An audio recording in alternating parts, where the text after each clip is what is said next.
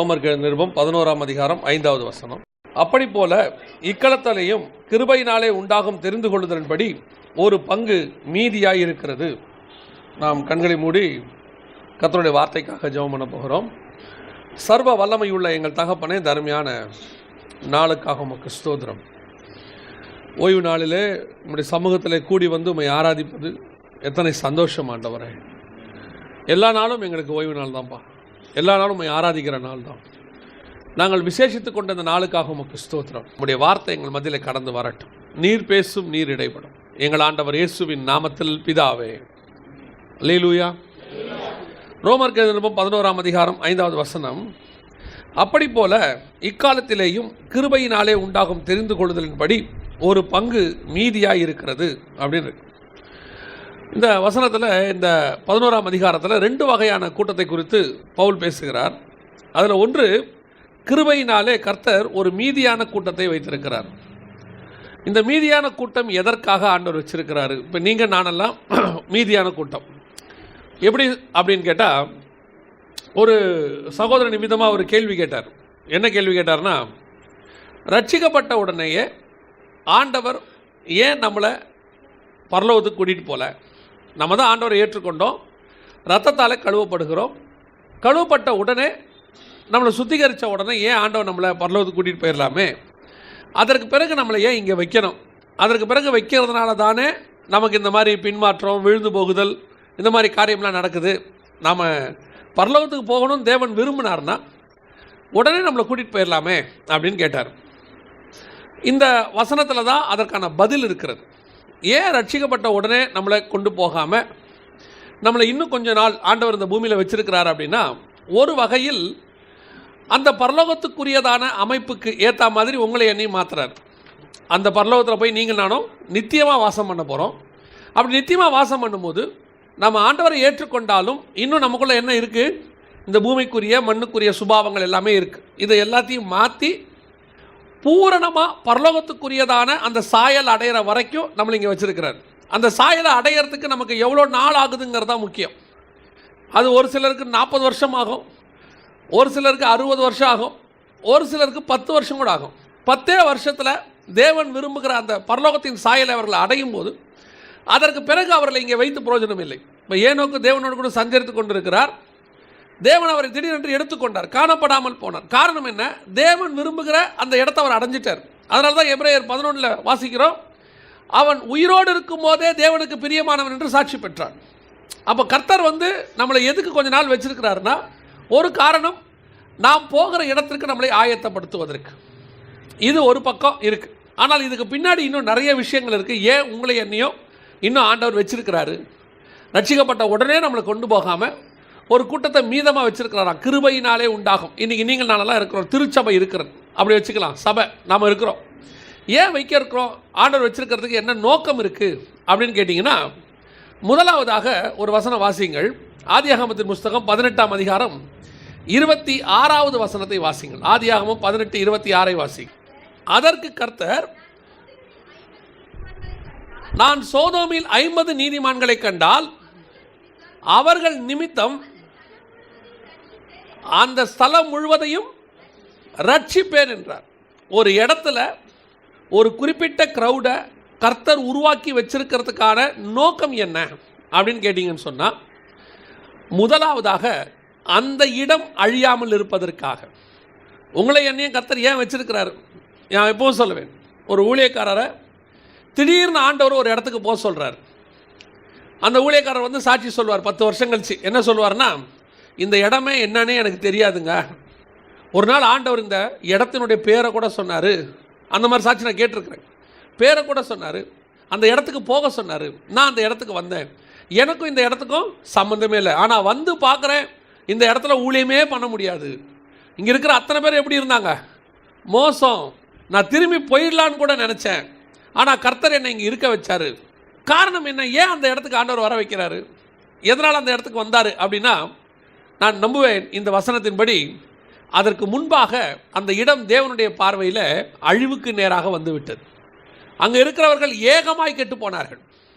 அந்த ஸ்தலம் முழுவதும் அழிக்கப்படுகிற நிலைமைக்கு வந்திருக்கும். அப்படி அழிக்கப்படுகிற நிலைமைக்கு வந்த உடனே அந்த இடத்தை காப்பாற்றுவதற்கு கர்த்தருக்கு இருக்கிற கடைசி வாய்ப்பு அங்கே 10 நீதிமான்களை உருவாக்குவது, அந்த இடத்துக்கு ஒரு திருச்சபையை உருவாக்க முயற்சி செய்வது. அந்த இடத்தில் ஒரு திருச்சபை உருவாகிவிட்டால் அங்கே இருக்கிற இயேசுவின் இரத்தத்தாலே கழுவப்பட்ட நீதிமான்களின் நிமித்தம் அந்த இடம் அழியாதபடிக்கு பாதுகாக்கப்படும். அல்லேலூயா. அப்படித்தான் ஒவ்வொரு சபையும் உருவாக்கப்படுதுன்னு நான் விசுவாசிக்கிறேன். ஒவ்வொரு ஸ்தலத்திலையும் ஒரு சபையை கர்த்தர் வச்சு அங்கே ஒரு 10 நீதிமான்களை 50 நீதிமான்களை ஏன் உருவாக்குறார்? அதுக்கு என்ன காரணம் அப்படின்னு கேட்டிங்கன்னு சொன்னால், அந்த இடம் அழிவுக்கு நேராக வந்திருக்கும். பல இடங்களில் நம்ம பார்க்குறோம், கஷ்டப்பட்டு போய் மிஷினரிகள் ஊழியம் பண்ணுவாங்க. கர்த்தர் சொல்லியிருப்பார் இந்த இடத்துக்கு போகணும். அந்த இடத்துக்கு சாதாரணமாக நார்மலாகவே அங்கே போய் வாசம் பண்ண முடியாது. அவ்வளவு கடினமான கிளைமேட் கண்டிஷனாக இருக்கும், அவ்வளவு கடினமான ஒரு ஸ்தலமாக இருக்கும், வனாந்தரமாக இருக்கும், காடாக இருக்கும், எப்படி வேணா இருக்கும், மனுஷனை சாப்பிட்ற ஜனங்க இருக்கிற ஏரியாவை கூட இருக்கும். ஆனால் அந்த இடத்துல ஒரு பாரத்தை கொடுத்து ஆண்டவர் அனுப்பி விடுவார்.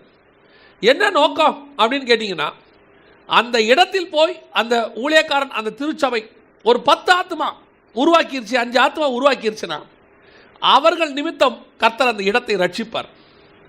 அதனால தான் உங்களையும் என்னையும் ஆண்டவர் இந்த இடத்துல வச்சிருக்கிறார். நான் நம்புவேன், திருச்சபை என்று ஒன்று இந்த பூமியில் இருக்கிற வரைக்கும் தான் இந்த பூமிக்கே பாதுகாப்பு. என்னைக்கு திருச்சபை எடுக்கப்படுகிறதோ அன்னைக்கு இந்த பூமி அழிவுக்கு நேராக போகும். கர்த்தர் இந்த பூமியை அழிக்க தொடங்குவார். சபை எடுத்துக்கொள்ளப்பட்ட பிறகு 7ஆம் அதிகாரத்திலிருந்து வெளிப்படுத்தின விசேஷத்தை வாசித்து பாருங்க. 8ஆம் அதிகாரத்தில் 1வது வசனத்தில் அரை மணி நேரம் அமைதல் உண்டாயிட்டுன்னு இருக்கு. முதல் 3 வசனத்தில். அதற்கு பிறகு படிப்படியாக அழியும். 3 ஒரு பங்கு அழிஞ்சிக்கிட்டே வரும். இப்போ நீங்களும் நானும் பார்க்குற அழிவுலாம் அழிவு கிடையாது. இதெல்லாம் பேரழிவுன்னு நம்ம சொல்கிறோமே, இதெல்லாம் பேரழிவு கிடையாது. இதுக்கப்புறம் வரப்போகிறது தான் பேரழிவு. அதாவது இப்போது நாம் இருக்கிற இந்த பூமியில் ஒரு சுனாமி வருது, அதற்கு பிறகு நம்ம ரிக்கவரி ஆகிறோம். ஆனால் ரிக்கவரியே ஆக முடியாத பேரழிவு ஒன்று வரும். அந்த பேரழிவுக்கு காரணம் என்ன அப்படின்னு கேட்டிங்கன்னா, இந்த பூமியில் நீதிமான்கள் இல்லாமல் போவது, பரிசுத்த சபை இல்லாமல் போவது. பல நேரங்களில் கிறிஸ்தவ எதிர்ப்பாளர்கள் ஒரு வார்த்தை சொல்லுவாங்க. அவங்க என்ன சொல்லுவாங்கன்னா, கிறிஸ்தவங்கள்லாம் நீங்கள் எருசலேமுக்கு போங்களேன், ஏன் இங்கே இருக்கீங்க? அதுவும் சொல்லுவாங்க, இந்தியாவில் ஏன் இருக்கிறீங்க? இந்தியாவில் நம்ம இருக்கிறதுக்கு அடிப்படை உரிமை இருக்குது, அதை விட்டுருவோம். சட்டப்படி நமக்கு உரிமை இருக்குது, நம்மளை அந்த கேள்வியில் யாரும் கேட்க முடியாது. கேட்குறவங்க மதியினர்கள், அவங்கள விட்டுருவோம். ஆனால் உண்மையிலே நான் என்ன சொல்கிறேன், அவங்களுக்கு ஒரு பதில், நாங்கள் இந்தியாவில் மட்டுமல்ல உலகத்திலேயுமே எங்கேயும் இருக்க விரும்பலை. எப்போ கூப்பிட்டாலும் மேலே போகிறதுக்கு ரெடியாக தான் இருக்கிறோம். அல்லேலூயா. ஆனால் நாங்கள் போனோம், அதுக்கப்புறம் தான் கதை தெரியும். இருக்கிற வரைக்கும் நம்ம அருமை தெரியாது பாருங்க. நம்ம யார் இந்த தேசத்துக்காக ஜோம் பண்ணுவான்னு நினைக்கிறீங்க? இந்த தேசத்துக்காக எந்த இதில் ஜோம் பண்ணுறாங்கன்னு நினைக்கிறீங்க? இந்த தேசத்தினுடைய தலைவருக்காக யார் ஜோம் பண்ணுறது? இந்த தேசத்தினுடைய பொருளாதாரத்துக்காக யார் ஜோம் பண்ணுறது? கேட்டாலும் கேட்காவிட்டாலும் நாம் ஜோம் பண்ணிட்டு தான் இருக்கிறோம். நம் நிமித்தமாக, இங்கே இருக்கிற நீதிமான்கள் நிமித்தமாக கர்த்தர் இந்த பூமியையும் நம்முடைய தேசத்தையும் பாதுகாத்து கொண்டு இருக்கிறார். அல்லேலூயா. நான் இந்த கொரோனா பீரியடில் தெளிவாக சொல்லுவேன். நேற்று கூட பேசிக்கிட்டு இருந்தோம். நேற்று ஜெர்மனியில் லாக்டவுன் இன்க்ரீஸ் பண்ணிட்டாங்க. லாக்டவுன் எக்ஸ்டெண்ட் பண்ணியாச்சு. ஏன்னா அவங்க வேகமாக பரவுது. ஸ்ரீலங்காவில் நேற்று பேசிக்கிட்டு இருக்கும்போது அவங்க சொல்கிறாங்க, ரொம்ப அதிகமாக பரவுறதுனால என்ன பண்ணுறதுன்னு தெரியாமல் கவர்மெண்ட் முழிக்குதுன்னு சொல்கிறாங்க. இங்கிலாந்து லாக்டவுன், மலேசியா ஆகஸ்ட் வரைக்கும் லாக்டவுன், எல்லாமே லாக்டவுன். ஆனால் இருக்கிறது எல்லாத்தையுமே ஓப்பன் பண்ணுற ஒரே இடம் எதுன்னு கேட்டிங்கன்னா தமிழ்நாடு மட்டும்தான். அப்போ நேற்று நான் ஆச்சரியமாக கேட்டேன், ஒருவேளை உண்மையிலே இங்கே கொரோனா இல்லையா, இல்லை சும்மா கதை விட்றாங்களா அப்படின்னு சொல்லி ஒரு நேற்று காரில் ட்ராவல் போயிட்டு அப்படி வரும்போது பார்க்குறேன், ஒருத்தரும் இந்த சோஷியல் டிஸ்டன்ஸு, இந்த மாஸ்க்கு அதெல்லாம் மறந்துட்டாங்க. அவங்களுடைய மைண்ட்லேருந்தே போயிடுச்சு. ரொம்ப கேஷுவலாக இருக்காங்க. அது தப்பு தான். மாஸ்க் போடணும், சோஷியல் டிஸ்டன்ஸ் மெயின்டைன் பண்ணணும். நான் சொல்கிறது உலகத்திலேயே சொல்கிறேன். அதாவது தமிழ்நாடு முழுக்க பார்க்குறோம், ரொம்ப கேஷுவல் ஆகிட்டே போகுது. ஆனால் நான் ஒருவேளை இது பொய்யா இருக்குமோ, உண்மையில் கொரோனா இருக்குது நமக்கு பொய் சொல்கிறாங்களோ நினச்சிக்கிட்டு, எனக்கு ஒரு கவர்மெண்ட் ஹாஸ்பிட்டலில் தெரிஞ்சவங்க ஒருத்தர் இருக்கிறாங்க, அவங்களுக்கு ஃபோன் பண்ணி அப்படி சும்மா பேச்சு கொடுத்தேன். என்ன இந்த மாதிரி கொரோனா உலகமே லாக்டவுனில் போயிட்டுருக்கு, நம்ம தமிழ்நாட்டில் மட்டும் இப்படி ஓப்பன் பண்ணி விட்டுக்கிட்டே இருக்காங்களே, கேஸ் எல்லாம் எப்படி வருதுன்னு. அப்போ அவங்க சொன்னாங்க, அண்ணே கேஸ் ரொம்ப குறைஞ்சிருச்சுண்ணே, அவங்க சொல்கிறாங்க, ஆனால் கேஸ் ரொம்ப உண்மையிலே குறைஞ்சிருக்குண்ணே, ஆரம்பத்தில் இருந்த மாதிரி இல்லை, 1-2 தான் வருது. அப்போ நான் நினைக்கிறேன், மற்ற தேசத்துக்கு எப்படியோ தெரியாது, நம் நிமித்தம் கர்த்தர் இந்த தேசத்தை ஆசீர்வதிக்க தொடங்கி இருக்கிறார். யார் ஜெபம் பண்ணா கொரோனாக்காக? எல்லாரும் மருந்து கிடைக்கணும் தான் ஜெபம் பண்ணாங்க. நாம கர்த்தர் சுகமாக்கணும்னு ஜெபம் பண்ணோம். இன்னும் மருந்து முழுமையாக கிடைக்கல, ஆனாலும் கர்த்தர் நம்மளை விடுதலையாகி உலாவ வச்சிருக்கிறார் பாருங்க. நல்லா பீஸ்ஃபுல்லாக போயிட்டு வரோம். இன்றைக்கும் போய் ஹோட்டலில் உட்காந்து நேற்று நைட்டு பார்க்குறோம், சாயங்காலம் எல்லா ஹோட்டல்லையும் கூட்டம் அப்படியே ஃபுல்லாக இருக்குது. அப்படியே ஒவ்வொரு ஹோட்டல்லையும் சாயங்காலம் வரும், மீட்டிங் முடிச்சுட்டு வரும்போது பார்க்குறோம் எல்லா ஹோட்டலும் ஃபுல்லாக இருக்குது. அப்போ தான் யோசிக்கிறேன், அப்போ உண்மையிலே என்னதான் இருக்குது? குறைஞ்சுதான் இருக்குது, வியாதி குறைஞ்சுதான் இருக்கிறது. கர்த்தர் நம்மேல் கிருபையாக இருக்கிறார். நாம் தான் அந்த கிருபையாய் மீந்து இருக்கிற கூட்டம். நாம் இருக்கிற வரைக்கும் தான் அந்த இடத்துக்கு ஆசீர்வாதம், நாம் இருக்கிற வரைக்கும் தான் அந்த ஸ்தலத்துக்கு ஆசீர்வாதம், அந்த தேசத்துக்கு ஆசீர்வாதம். சில நேரத்தில் நீங்கள் என்ன நினைக்கிறீங்கன்னா, எதனால ஆண்டவர் என் குடும்பத்தில் என்னை மட்டும் ரட்சித்தாரு, எதனால இந்த ஆஃபீஸில் நான் மட்டும் ரட்சிக்கப்பட்டிருக்கிறேன், எல்லாரும் எனக்கு அகைன்ஸ்டாக இருக்கிறாங்களே, நான் மட்டும் ரட்சிக்கப்பட்டிருக்கிறேன். ஏன் தெரியுமா? அந்த குடும்பத்தில் நீங்கள் ரட்சிக்கப்பட்டாதான் அந்த குடும்பத்தையே காப்பாற்ற முடியும். அந்த குடும்பம் கர்த்தருடைய பார்வைக்கு நேராக அழிவுக்கு நேராக வந்திருக்கலாம். அது என்ன ரீசன் இருக்கோ நமக்கு தெரியாது. அது மறைமுகமான பாவங்களாக இருக்கலாம், வெளிப்படையான பாவங்களாக இருக்கலாம். அந்த குடும்பம் அழிவுக்கு நேராக வந்திருக்கும். அந்த இடத்துல ஒரு நீதிமானை உருவாக்கி விட்டால் அந்த குடும்பத்தை காப்பாற்றிடலாம். ஏன்னா கர்த்தராக இயேசு கிறிஸ்துவை விசுவாசி, அப்போது நீயும் உன் வீட்டாரும் ரட்சிக்கப்படுவீர்கள். இது கர்த்தர் கொடுத்துக்கிற வாக்குத்தத்தம். உன் ஒருத்தன் நிமித்தம் கர்த்தர் உன் குடும்பத்தை காப்பாற்றிடுவார். நீங்கள் எப்படி பார்க்குறீங்கன்னா நெகட்டிவாக பார்க்குறீங்க. நான் மட்டும்தானே ரட்சிக்கப்பட்டிருக்கேன், இன்னும் யாருமே ரட்சிக்கப்படலையே அப்படின்னா ஏன் பயங்கர எதிர்ப்பு இருக்குது, ஆண்டவர் ஏன் தான் என்ன உபத்திரவத்தில் வச்சிருக்கிறாரோ? நீ உபத்திரவத்தில் வைக்கப்படலை, நீ அந்த குடும்பத்துக்கு ரட்சகனாக வைக்கப்பட்டிருக்கிறாய். அந்த குடும்பத்துக்கு பாதுகாப்பு நீ ஒரு ஆள் தான். அவ்வளோ பெரிய கப்பலுக்கு ஒரு நங்கூரம் பாதுகாப்பு இருக்கிற மாதிரி அந்த முழு குடும்பத்துக்கு நீ ஒரு ஆள் தான் பாதுகாப்பு. நீ ஒரு ஆள் அங்கே இல்லை, அந்த குடும்பம் ஒரு நாள் காணாமல் போகும், அழிந்து போகும். சில நேரத்தில் குடும்பமே சேர்ந்து ஆளை விரட்டி விட்டுரும். பார்த்துருக்கீங்களா? நீ எங்கிட்ட வராத, இயேசுவை ஏற்றுக்கிட்டா வெளியே போ அப்படின்னு விரட்டி விட்டுருவாங்க. நான் சொல்லுவேன், விரட்டி விட்ட குடும்பத்தோடு கூட கர்த்தர் இல்லை, விரட்டப்பட்ட உன்னோடு தான் கர்த்தர் இருந்தார். எல்லாரும் உதாசீனப்படுத்தின உன்னோடு தான் கர்த்தர் இருந்தார். கடைசியில் ஒரு நாள் எப்படி வந்து முடியும் தெரியுமா? விரட்டினவங்க எல்லாம் உங்ககிட்ட வந்து சேரும்படி கர்த்தர் செய்வார். காரணம், கர்த்தர் உங்களோடவே வெளியே வந்துட்டார் வீட்டை விட்டு. நீங்கள் பைபிளை எடுத்து பாருங்க, எப்போ யோசேப்பை தூக்கி குழியில் போட்டாங்களோ அதுக்கப்புறம் பைபிள் யோசேப்புக்கு பின்னாடி தான் போகும். நீங்கள் இந்த விஷயத்தை ஒன்று புரிஞ்சுக்கணும். பைபிள் யார் பக்கத்தில் போதோ, யாரை பற்றி சொல்லிக்கிட்டே வருதோ, கர்த்தர் அவங்களோட இருக்கிறாருன்னு அர்த்தம். கர்த்தர் யார் கூட இருக்கிறாரோ அவங்கள பற்றி தான் பைபிள் என்ன செய்யும், சொல்லிக்கிட்டே வரும். இந்த சகோதரர்கள் தூக்கி குழியில் யோசேப்பை போட்ட உடனே பைபிள் யார் பின்னாடி போகும்? யோசேப்புக்கு பின்னாடி போகும். அவன் அங்கே கொண்டு போனாங்க, எகிப்து கொண்டு போனாங்க, சிறைச்சாலையில் வச்சாங்க. ஏன் அவன் பின்னாடியே பைபிள் போகுதுன்னா, கர்த்தர் யார் கூட போயிட்டாரு? யோசேப்போட போயிட்டார். ஏன் அந்த சகோதரர்களை பற்றி அதுக்கப்புறம் எழுதலைன்னா, கர்த்தர் அவளோடு கூட இல்லைன்னு அர்த்தம். ஆவியானவர் எங்கே அசைவாடுகிறாரோ அவர்களை பற்றி மட்டும்தான் ஆண்டவர் எழுதுவார். அப்போ உன் வீட்டை விட்டு உன்னை விரட்டினாங்கன்னா கர்த்தர் உன் கூடவே வெளியே வந்துட்டாருன்னு அர்த்தம். நீ வந்து அதுக்கப்புறம் நீங்கள் பாடுபட்டீங்க, கஷ்டப்பட்டீங்க, மேலே வந்தீங்க, அது வேற. கர்த்தர் ஆனால் அவைகளுக்கு எல்லாவற்றுக்கும் நடுவில் உங்கள் கூடவே இருந்தார். குழியில் போடும் போதும் கூட இருந்தார், பெலிஸ்தர் இடத்துல விற்கும் போதும் உங்கள் கூட இருந்தார், இஸ்மவேலுக்கு இடத்துல கொடுக்கும் போதும் உங்கள் கூட இருந்தார், போர்த்திபார் வீட்டிலையும் உன்னோடு இருந்தார், சிறைச்சாலையிலும் உன்னோடு இருந்தார். அந்த தேவன் உன்னை உயர்த்தி பிரதமராக வைக்கிற வரைக்கும் உன் கூடவே இருப்பார்.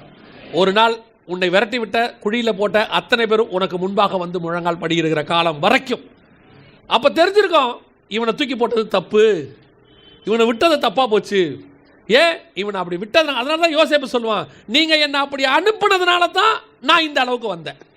உங்கள் கூடவே இருந்தால் அதோட மறைமுக அர்த்தம் என்னென்னா, உங்கள் கூடவே இருந்தால் நானும் நாசமாக போயிருப்பேன். ஆமாம் தானே? அவனும் கூட வந்தால் அவனும் பஞ்சத்தில் என்ன இருப்பான்? இவங்கள மாதிரியே எகிப்துக்கு அரிசி கட்டு ஓடி வந்திருப்பார், நெல்லை கட்டு ஓடி வந்திருப்பார். அவரை உபத்திரவத்தில் தள்ளினது உயர்த்தப்படுவதற்கு காரணமாக அமைந்தது. அப்போ தேவன் உங்கள் குடும்பத்தில் உங்களை மட்டும் ரட்சித்தாரு, நீங்கள் மட்டும் உங்கள் ஆஃபீஸில் ரட்சிக்கப்பட்டிருக்கிறீங்க, மேலதிகாரிலாம் ரட்சிக்கப்படல, என்னை ஏன் இவ்வளோ கஷ்டப்படுத்துகிறாங்க, அவர் என்னை கண்டாலே பிடிக்கல, வெறுப்பாக இருக்கிறாரு. உண்மை. ஒரு நாள் வரும், அந்த மேலதிகாரியே உன்னை கூப்பிட்டு ஜெபம் பண்ணுங்கிற இடத்துக்கு கர்த்தர் கொண்டு வருவார். அந்த முழு ஆபீஸுடைய ரட்சிப்பு உன் கையில் தான் இருக்கிறது. இன்றைக்கி நமக்கு அந்த விசுவாசம் இல்லாமல் போயிடுச்சு. ஒரு 20 வருஷத்துக்கு முன்னாடியெல்லாம் எனக்கு நல்லா தெரியும், எந்த ஹாஸ்பிட்டலுக்கு போனாலும் அங்கே ஒரு ப்ரேயர் மீட்டிங் இருக்கும். நர்சஸ்லாம் சேர்ந்து என்ன செய்வாங்க, ஒரு ப்ரேயர் மீட்டிங் வச்சுருப்பாங்க. எந்த கவர்மெண்ட் ஆஃபீஸுக்கு போனாலும் அங்கே ஒரு ப்ரேயர் குரூப் ஒன்று இருக்கும்.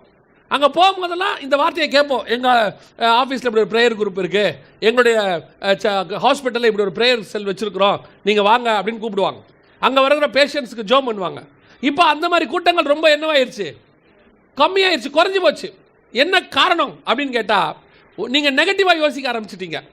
இந்த ஹாஸ்பிட்டலில் நான் மட்டும்தான் ரட்சிக்கப்பட்டிருக்கேன், இந்த ஆஃபீஸில் நான் மட்டும். ஏன்னா நீ அங்கே ஒரு ப்ரேயர் செல்லை உருவாக்குவன் தான் கர்த்தர் உன்னை ரட்சித்ததே. இல்லைன்னா ஆண்டவர் வேற யாராவது ரட்சித்திருப்பார். அந்த இடத்திற்கு நீ தான் நீதிமான். நீ இருக்கிறது நிமித்தம் தான் அந்த இடம் இன்னும் அழியாமல் இருக்கிறது. உங்கள் ஏரியாவில் நீங்கள் இருக்கிற நிமித்தம் தான் இன்னும் பாதுகாப்பு.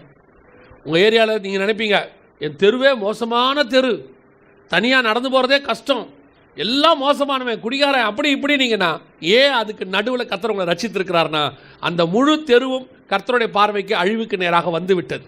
அந்த அழிவிலிருந்து அந்த தெருவையும் அந்த ஆத்மாவையும் காப்பாற்றுகிற ஒரே பொறுப்பு உண்மையில் தான் விழுந்திருக்கிறது. பரலோகம் உன்னை செலக்ட் பண்ணியிருக்குன்னு அர்த்தம். உன் குடும்பத்தில் உன்னை செலக்ட் பண்ணியிருக்கு, உன் தெருவில் உங்களை செலக்ட் பண்ணியிருக்கு, உங்கள் ஆஃபீஸில் உங்களை செலக்ட் பண்ணியிருக்கு, உங்களுடைய வேலைத்தளத்தில் உங்களை தான் செலக்ட் பண்ணியிருக்கு பரலோகம். அது நிமித்தமாக, உங்கள் நிமித்தமாக அந்த ஸ்தலம் பாதுகாக்கப்படுது. நம்ம எம்என்சி கம்பெனியில் வேலை செய்யும் போது வாலிப பிள்ளைகள் கேட்குறாங்க, வாலிப பசங்களாம் கேட்குறாங்க, நீங்கள் சர்ச்சில் ஒரு மாதிரி டாக்டரின் கொடுக்குறீங்க, உபதேசம், எங்கள் ஆஃபீஸ் வேறு மாதிரி இருக்குது, உலகம் வேறு மாதிரி இருக்குது, எங்களால் அங்கே போய் என்ன செய்ய முடியல, இந்த உபதேசத்தை ஃபாலோ பண்ண முடியல, ரொம்ப கஷ்டம். சிலர்லாம் சொல்லுவாங்க, கொஞ்சம் அட்ஜஸ்ட் பண்ணி தான்ப்பா போகணும், கொஞ்சம் நெளிவு சுழிவோடு தான் போகணும், இல்லைனா இந்த உலகத்துலலாம் வாழ முடியாது. அவங்களுக்கு ஏற்ற மாதிரி நம்மளும் மாறினா தான் முடியும். அவங்களுக்கு ஏற்ற மாதிரி மாறினீங்கன்னா அவங்களுக்கு கிடைக்கிற ஆசீர்வாதம் உங்களுக்கு கிடைக்கும், நீங்களும் அவ்வளோ மாதிரியே இருப்பீங்க. ஆனால் தேவன் நியமித்து வச்சிருக்கிற ஆவிக்குரிய ஆசீர்வாதம் உங்களுக்கு வராது. அதே நேரத்தில் நீங்கள் தேவனுக்கு என்று வைராக்கியமாக அங்கே நிற்பீர்களானால் ஒரு நாள் வரும், உங்களைப் போல அவர்கள் மாறுவார்கள். அந்த ஆஃபீஸே உங்களை மாதிரி மாறுமானா அதுக்கு தான் கர்த்தர் அங்கே வச்சிருக்கிறாரு. உங்களை மாதிரி மாறுறதுக்கு தான் ஆஃபீஸ் இருக்கே ஒழிய ஆஃபீஸ் மாதிரி மாறுறதுக்கு நீங்கள் இல்லை. உங்கள் ஏரியா உங்களை மாதிரி தான் மாறணுமே ஒழிய நீங்கள் ஏரியா மாதிரி மாறக்கூடாது. இயேசு மாதிரி தான் உலகம் மாறணுமே ஒழிய உலகம் மாதிரி இயேசுநாதர் மாற மாட்டார். அந்த 3 பேர் நெருப்பில் தூக்கி போட்டாலும் போடா விட்டாலும் அவனுக்கு ஏற்ற மாதிரி தான் ராஜா மாறணுமே ஒழிய ராஜாக்கு ஏற்ற மாதிரி அந்த 3 பேர் மாற மாட்டாங்க. சிங்கக்கேபியில் தூக்கி தானியேலை போட்டாலும் தானியேல் ராஜாக்கு ஏற்ற மாதிரி மாற மாட்டான், ராஜா தானியேலுக்கு ஏற்ற மாதிரி மாறுவார்.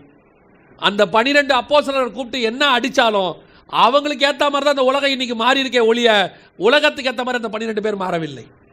அப்படித்தான் நீங்களும் நானும். நீங்கள் மீந்திருக்கிற கூட்டம், நீங்கள் நானும் மீந்திருக்கிற கூட்டம். எதுக்கு வச்சிருக்கிறாரு? உங்களை என்னையும் ஒரு இடம் அழியாதபடி பாதுகாக்கிற கூட்டம். இந்த எண்ணம் உங்களுக்கு வரணும், அதுக்கு தான் ஆண்டவர் என்ன வச்சிருக்கிறாரு. அப்போ உங்கள் மேலேயே உங்களுக்கு ஒரு விசுவாசம் வளரும். அப்போ நான் இருக்கும்போது இந்த ஸ்தலம் அழியாது, நான் இருக்கும்போது என் வீட்டில் ஒரு அழிவு வராது, என் நிமித்தம் கர்த்தர் காப்பாற்றுவார், என் ஒருத்தர் நிமித்தம் காப்பாற்றுவார்.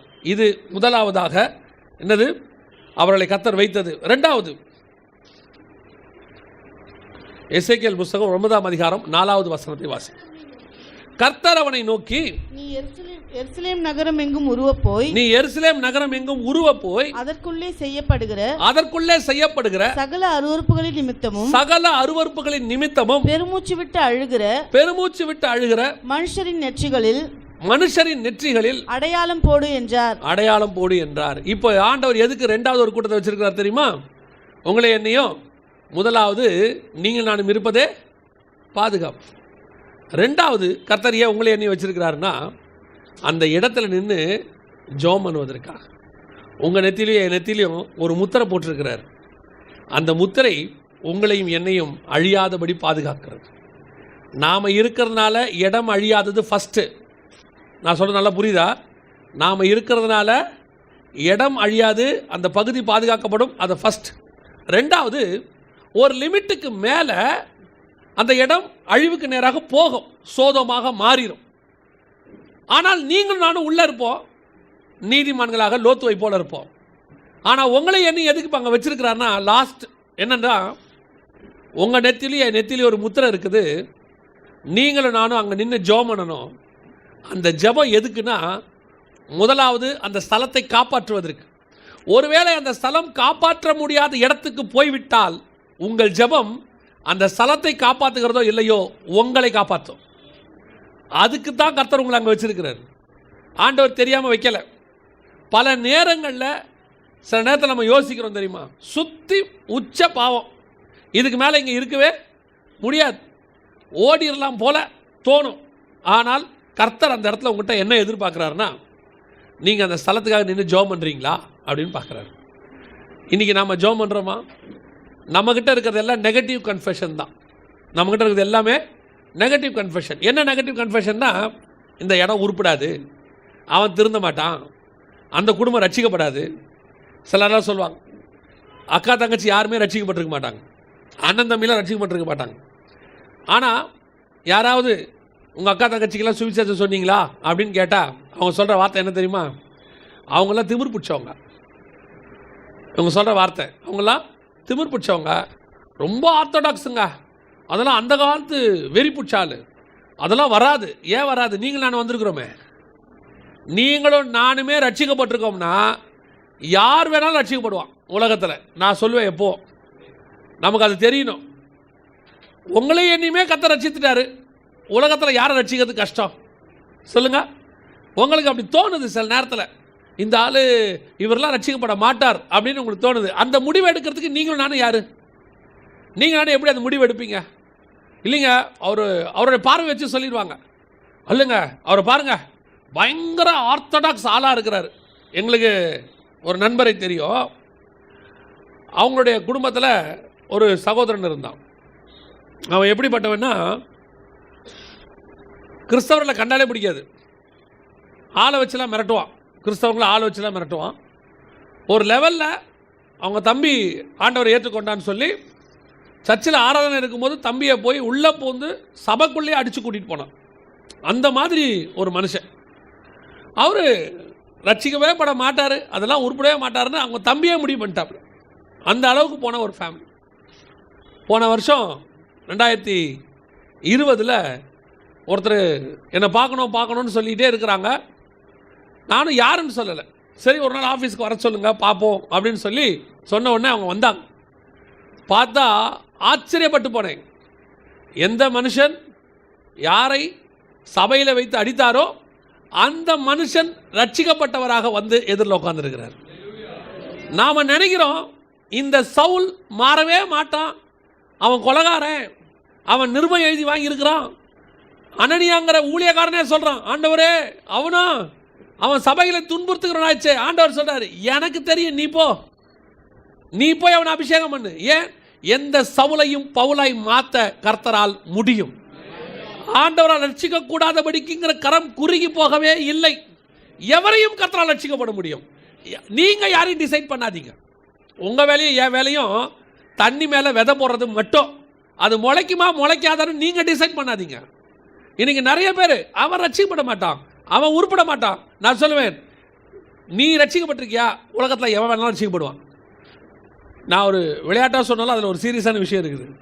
என்னென்னா, என்னெல்லாம் ஏன் ரட்சித்தாருன்றதுக்காக சொல்கிறேன். என் ஃப்ரெண்டு ஒருத்தன் வந்துக்கிறான், அவனையும் என்னையும் ஏன் கர்த்தர் ரட்சித்தாருன்றதுக்கு காரணம் இருக்குது. ஏன்னா நாங்கள் 2 பேரும் ரட்சிக்கப்படாமல் இருந்தோம்னா அந்த ஊர் கெட்டு போயிடும். அந்த ஊரை காப்பாற்றுறதுக்கு கர்த்தர் எங்களை ரட்சித்திருக்கிறார். நிஜம், நான் சொல்கிறது நிஜம். நாங்கள்லாம் ரட்சிக்கப்படாமல் இருந்தோம்னா ஒரு வழியிலையும் உருப்படவே விட மாட்டோம். அத்தனை பேரையும் காப்பாற்றுறதுக்கு ஒரே வழி, இவனை ரட்சித்துரு. இவன் அங்கேருந்து வந்துட்டானாலே அவனுங்களாம் காப்பாற்றிடலாம். அப்படி இருந்த எங்களையே கர்த்தர் ரட்சித்து இன்னைக்கு ஆண்டவருடைய வார்த்தையை பேச வச்சிருக்கிறாருன்னா யாரையும் ரட்சிக்க கர்த்தர் வல்லமையுள்ளவராக இருக்கிறார். we never decide. யாரையுமே சொல்லாதீங்க. நீங்கள் பண்ணுகிற ஜெபம் ஒரு நாளும் விருதாவாய் போகவே போகாது. நீங்கள் யாருக்காவது ஜெபம் பண்ணுறீங்க ரட்சிக்கப்படணும்னு, அவன் ஒரு நாள் ஆண்டவரை கண்டிப்பாக ஏற்றுக்கொள்வான், வந்து நிற்பா முன்னாடி. ஆச்சரியமாக இருக்கும். ஒருவேளை உங்கள் கண்கள் காணாவிட்டாலும் உங்கள் ஜெபம் ஒரு மனுஷனை ரட்சிக்கும். ஒரு ஊழியக்காரர் ஒரு மனுஷனுக்காக 30-40 வருஷம் ஜெபம் பண்ணியிருக்கிறார். அவர் மரணம் வரைக்கும் அவன் ரட்சிக்கப்படவே இல்லை. அப்போது ஆனால் அந்த மனுஷனை பார்க்கும்போதெல்லாம் சுவிசேஷம் சொல்லுவாராம், தம்பி ஆண்டவர் ஏற்றுக்குவா. 30 வருஷம் சொல்லியிருக்காரு. ஒரு நாள் இவன் அந்த வழியாக போகும்போது அந்த வழியாக நின்று இவனை பார்த்து சொல்லுவாராம், எப்போ பார்த்தா அவரை காணும். அப்போ இவனுக்கு இங்கே ஒரு ஆள் நம்மளை பார்த்து போகும்போது வரும்போதெல்லாம் சொல்லுவானே, நான் 2 மணி நேரம் ஆளை காணுமே அப்படின்னு சொல்லிட்டு கேட்டிருக்கிறாங்க. இப்போது கேட்டும்போது அவங்க சொன்னாங்களா, அவர் நோய்வாய்ப்பட்டார்ப்பா, நேற்று தான் இறந்தார், இன்றைக்கி அவருடைய ஃபியூனரல் அப்படின்னா. இவனுக்கு ரொம்ப மனசு கஷ்டமாக போச்சு, ரொம்ப வருத்தப்பட்டு அந்த ஃபியூனரலுக்கு போயிருக்கான். அந்த ஃபியூனரலில் அவர் பாடி வச்சுருக்கிறாங்க. அந்த முகத்தை பார்த்தவுடன் அவனை அறியாமலேயே பாவ மன்னிப்பு உணர்வு வரத் தொடங்கியது. அந்த கல்லறையில் முழங்கால் போட்டு அவன் ஆண்டவரை ஏற்றுக்கொண்டான். அவருடைய டைரியை திறந்து பார்க்குறாங்களாம், அவர் பண்ண எல்லா ஜபத்துக்கும் பதில் வந்திருக்கு, இந்த ஒரு ஜபத்துக்கு மட்டும் பதில் வரலன்னு அந்த இடத்த காலியாக விட்டு வச்சுருந்தாராம். அந்த டைரியில் அன்றைக்கி எழுதுனாங்களாம், அவருடைய மரணத்தினன்று அவன் ரட்சிக்கப்பட்டு விட்டான், அவர் பண்ண எல்லா ஜபத்துக்கும் பதில் கிடச்சிருச்சுன்னு சொல்லி. அல்லேலூயா. நாம் பண்ணுற ஜபம், நாம் ஒருத்தனுக்காக ஜெபம் பண்ணால் நம் மரணத்தில் கூட கர்த்தர் ரட்சிக்க வல்லமையுள்ளவராக இருக்கிறார். உங்களோட ஜபம் ரொம்ப முக்கியம். அதனால தான் கர்த்தர் கேட்குறாரு, அந்த பட்டணத்துக்குள் உருவ போய் நெற்றிகளில் முத்திரை போடு. யாரெல்லாம் அழுகுறான்னு பாரு. நமக்கு இன்றைக்கி தேசத்தில் ஒரு பிரச்சனை வரும்போது இந்த நாடு உருப்படாது அப்படின்னு முடிவு பண்ணுறோம். நாம் சொன்னோம், நம்ம வாயால் தான் சொன்னோம், இது ரொம்ப மோசமாக போச்சுங்க, இந்த நாடு உருப்படாது. ஒரு நாள் எல்லா நாடும் அழியத்தான் போகிறது. ஆனால் நீங்களும் நானும் இருக்கிற வரைக்கும் இந்த நாடு அழியாது. நீங்களும் நானும் இருக்கிற வரைக்கும் இந்த தேசம் ஆசீர்வாதமாக இருக்கும். எவ்வளவு அழிவுக்கு நேராக இந்த நாடு போனாலும் உங்கள் ஜெபம் என் ஜெபம் எப்படி இருக்கணும் தெரியுமா? ஆண்டவரே இந்த தேசத்தை காப்பாற்றும். ஏன்னா 4ஆம் புஸ்தகம் சொல்லுது, நீங்கள் ஜெபித்தால் தேசத்திற்கு சேமத்தை கட்டளையிடாமல் இருப்பேனோ, ஆண்டவர் நம் நிமித்தம் தேசத்தை ஆசீர்வதிப்பார். நாம் என்ன சொல்கிறோம்? அவங்க அப்படி ஆட்சி நடக்குது, இங்கே இப்படி ஆட்சி நடக்குது, இவ்வளோ வரி போடுறாங்க, இப்படி வாங்குறாங்க, இனிமேல் இந்த நாடு உருப்படாது. நான் சொல்வேன், நாடு உருப்படாதுன்றதை முடிவெடுக்கிற அதிகாரம் கர்த்தர் கையில் தான் இருக்குது. கர்த்தர் நினைத்தால் நீதியுள்ள ஞானமுள்ள ராஜாவை கொண்டு வந்து அடுத்த 5 வருஷத்தில் தேசத்தை தலைகீழாய் மாற்றி அமைப்பதற்கு வல்லமையுள்ளவராக இருக்கிறார். தேவனால் கூடாத காரியம் ஒன்றுமில்லை. எத்தனை வருஷம் நாசமானதை ஒரு நாளில் ரெடி பண்ண கர்த்தரால முடியும். எத்தனை வருஷம் நாசமான தேசத்தையும் கர்த்தர் நினைச்சா 5 வருஷத்தில் கரெக்ட் பண்ணி கையில் கொடுத்துருவார்.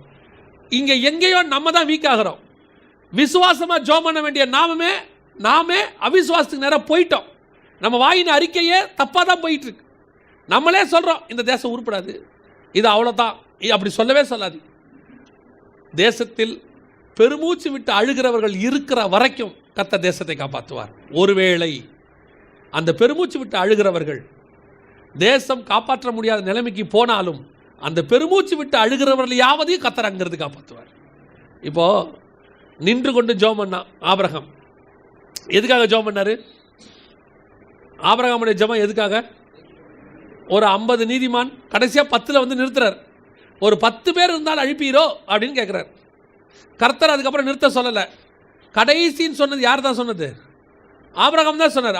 ஆண்டவரே இன்னும் ஒரு விஷயம் நான் பேசுகிறேன், கடைசியாக ஒரு தடவை பேசுகிறேன்னு ஆண்டவர் சொல்லலை, இவர் தான். ஸோ இவருடைய கணக்கு என்ன? 10 லாஸ்ட்.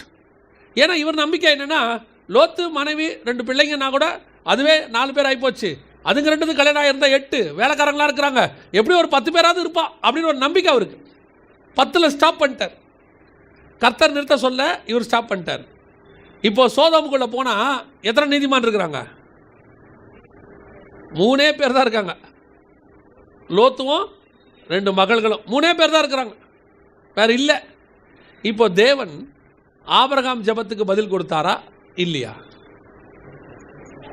ஆபிரகாம் ஜெபம் 10ல் நின்று போச்சே, அதுக்கு மேலே வரலையே. ஆனால் அங்கே இருக்கிறது ஆபிரகாமான ஜெபத்தை விட குறைவு. நல்லா கவனிங்க, கர்த்தருடைய திட்டம் என்ன தெரியுமா? நம்ம ஜெபம் பண்ணுறோம், தேசத்தை காப்பாற்றணும்னு தான் போகிறோம். ஒருவேளை தேசம் காப்பாற்றப்பட முடியாவிட்டால் உங்கள் ஜெபம் கடைசியாய் அங்கே இருக்கிற நீதிமான்களை மட்டுமாவது காப்பாற்றும். ஒரு 3 பேரையாவது காப்பாற்றும். அதுதான் கர்த்தர் எதிர்பார்க்கிறது. ஒரு நீதிமான் கூட கர்த்தர் அழிய விட மாட்டார். இந்த தேசத்துக்காக ஜெபம் பண்ணுங்க. ஒன்று தேசம் பாதுகாக்கப்படும், இல்லை குறைஞ்சபட்சம் நீங்களாவது நானாவது பாதுகாக்கப்படுவோம். நம்ம பாதுகாப்புக்காவது நம்ம ஜெபம் பண்ணணும். நீங்கள் தேசத்துக்கு ஜெபம் பண்ணுங்க, அது உங்களை பாதுகாக்கும். எசேக்கியேல் 33:8 ஆண்டவர் அழகாக சொல்வார், நீ துன்மார்க்கனுக்கு ஜெபம் பண்ணு, ஒருவேளை அந்த துன்மார்க்கன் ரட்சிக்கப்பட்டால் நல்லது, ரட்சிக்கப்படாவிட்டால் அவன் இரத்த பழிக்கு நீங்களாக இருப்பாய்பார். அப்போ எதுக்கு ஜெபம் பண்ணணும்? ஒரு ஆத்மா ரட்சிக்கப்படுறதுக்கு எதுக்கு ஜெபம் பண்ணணும்? அவன் ரட்சிக்கப்படணும் தான் ஜெபம் பண்ணணும். ஒருவேளை அவன் ரட்சிக்கப்படாவிட்டாலும் என் ஆத்மாவையாவது நான் என்ன செய்வேன்? காப்பாற்றிக் கொள்வேன். அதுக்காகத்தான் அவனுக்காக ஜெபம் பண்ண சொல்கிறார். இதில் இன்டர்லிங்க் இருக்குது, அவன் ஆத்மாவுக்கும் நம்ம ஆத்மாவுக்கும். 2வது, கர்த்தர் ஏன் உங்களை என்னை வச்சிருக்கிறார் அப்படின்னா, திறப்பிலே நிற்பதற்காக. இந்த தேசத்தினுடைய அழிவுக்கும் ஜனங்களுடைய அழிவுக்கும் வராதபடி பாதுகாக்கிற நிற்கிறோம். ஒருவேளை அது அந்த ஜபத்திற்கு இந்த தேசம் உகந்ததாக இல்லாமல் போனாலும் குறைஞ்சபட்சம் நம்ம ஆத்மாவாவது அங்கே என்ன செய்ய முடியும்? பாதுகாக்க முடியும். அதுக்கு தான் கர்த்தர் சொல்கிறாரு, அவங்களையாவது முத்திரை போடு, அவங்களையாவது பாதுகாப்பேங்கிறார். 11:5 ரோமர்கள் நிருபம். மீதியான கூட்டத்தை கர்த்தர் வித்து வைத்தார். எதற்காக? முதலாவது, தேசம் அழியாமல் பாதுகாப்பதற்காக. ரெண்டாவது, ஒருவேளை தேசம் அழிந்தாலும் அது உங்களையும் என்னையும் பாதுகாக்கும். அல்லேலூயா. இது கிருபையினால் விட்டு வச்ச கூட்டம். இன்னும் ஒரு கூட்டம் இருக்குது, அதை மட்டும் வாசிங்க, நம்ம ஜோமணி முடிக்கலாம். அதை பார்த்துட்டு அதே ரோமர் 11 25 வசனத்தை வாசிங்க. ரோமர் 11:25.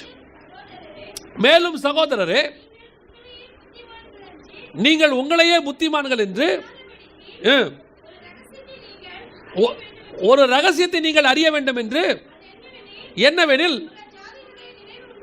புறஜாதியாருடைய நிறைவு உண்டாகிற வரைக்கும் இஸ்ரவேலில் ஒரு பங்கிற்கு கடினமான மரணம் உண்டாயிருக்கும். அப்படின்னா ஏன்? ஆண்டவர் ஃபர்ஸ்ட் கிருபையினால் மீந்திருக்கிற கூட்டம் ஒன்று வச்சிருக்கிறாரு. ரெண்டாவது, கடினமான இருதயம் உடைய ஒரு கூட்டத்தையும் வச்சிருக்கிறார். எதுக்கு இந்த கடினமான இருதயம் உள்ள கூட்டம்? பல நேரங்கள் நாம் நினைக்கிறோம், இந்த கடினமான இருதயம் எதுக்கு, ஏன் இவனை வச்சிருக்கிறாரு, ஏன் இந்த எதிர்ப்பாளர்கள் இருக்கிறாங்க? சரி, ஆண்டவர்கிட்ட ரட்சிக்கப்பட்டோம், வந்தோம், ஒரு பீஸ்ஃபுல்லாக இல்லாதபடி ஒரு எதிர்ப்பு இருந்துகிட்டே இருக்குது. யாராவது ஒருத்தர் நமக்கு விரோதமாக எழும்பிக்கிட்டே இருக்கிறாங்க, நமக்கு விரோதமாக ஏதாவது செயல்படுறாங்க. இப்படி ஒரு எதிர்ப்பான கூட்டத்தை கர்த்தர் வச்சுக்கிட்டே இருக்கிறாரு. எதற்காக அப்படின்னு கேட்டிங்கன்னா, முதலாவதாக வசனம் சொல்லுது, புறஜாதியாருடைய நிறைவு உண்டாகிற வரைக்கும், நாம் ஃபுல்ஃபில் ஆகிற வரைக்கும் அப்படிப்பட்டவன் இருக்கத்தான் செய்வான். வேறு வழியே கிடையாது. நம்ம ஃபுல்ஃபில் ஆகிற வரைக்கும் அப்படிப்பட்டவர்கள் இருக்கத்தான் செய்வாங்க. கர்த்தர் நியமித்த அந்த கூட்டத்தை ஆதாயம் பண்ணுகிற வரைக்கும் அப்படி ஒரு ஆள் இருந்துகிட்டு தான் இருப்பாங்க. இது தேவனுடைய திட்டம். ஏன் அப்படின்னா, அவன் கடினமாக இருந்தால்தான் அந்த கடினத்து நிமித்தம் கர்த்தர் உண்மையில் கிருபையாக இருப்பார். நான் சொல்றது உங்களுக்கு புரியுதா? ஒருத்தன் நெருக்கப்படும் போது அந்த நெருக்கத்தில் நீ கர்த்தரை நோக்கி கூப்பிடுவாய். இப்போ தாவீது வராரு, வரும்போது சீமையை அவரை பார்த்து பேசுகிறார். சீமையை பார்த்து பேசும்போது தாவீது சொல்கிற வார்த்தை என்னென்னா, யோவாபு சொல்கிறான், அந்த செத்த நாயை நான் அடித்து கொண்டுட்டா அப்படின்னு கேட்குறான். உடனே தாவீது சொல்கிறார், அவன் அடிக்காத, அவன் பேசுவதின் நிமித்தமாவது கர்த்தர் என்ன செய்வார்? கர்த்தர் என்ன செய்வார்? எனக்கு மனம் இறங்குவார். என் மேலே இருக்க தீங்கை மாற்றி போகிறதுக்கு வாய்ப்பு இருக்குப்பா. பல நேரங்களில் ஆண்டவர் அதுக்கு தான் அந்த கடினமானவங்களை வச்சிருக்கிறார், நமக்கு நிறைவு உண்டாகிற வரைக்கும். ஏன் ஆண்டவரை இந்த கஷ்டமானவங்க இருக்கிறாங்க அப்படின்னா, அந்த கஷ்டமானவன் தான் உன்னை உருவாக்குறவன். நான் சொல்கிறது உங்களுக்கு புரியுதா?